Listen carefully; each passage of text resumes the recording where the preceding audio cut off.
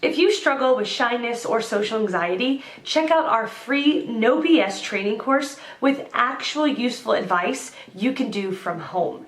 None of that just get out there nonsense. The link is in the description below. For now, let's get to today's question.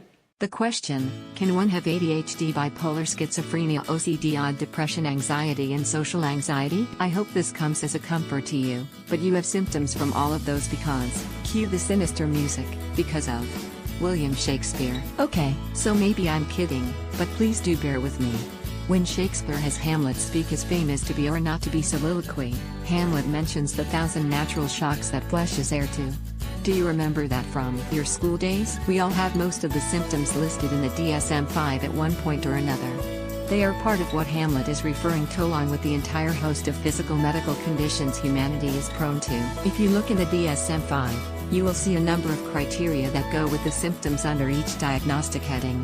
Notice that a person must experience a set number of these, but they must also experience them a certain number of times of specific durations of time. Hence, everyone becomes depressed. But not everyone experiences 8 symptoms of depression for 3 months or more, or even 7 times a year, whereas a person with clinical depression might. Am I making sense? As for the rest of your question, many of the psychological conditions you have listed sometimes display one degree or another of comorbidity. That means some conditions can and often do present themselves in tandem with others.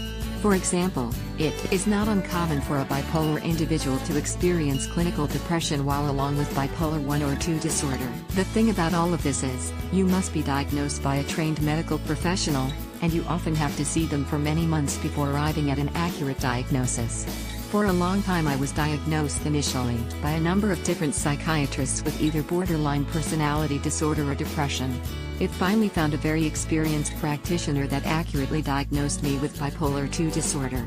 God, what a relief it was to finally get on the right medication. You cannot make an accurate self-diagnosis.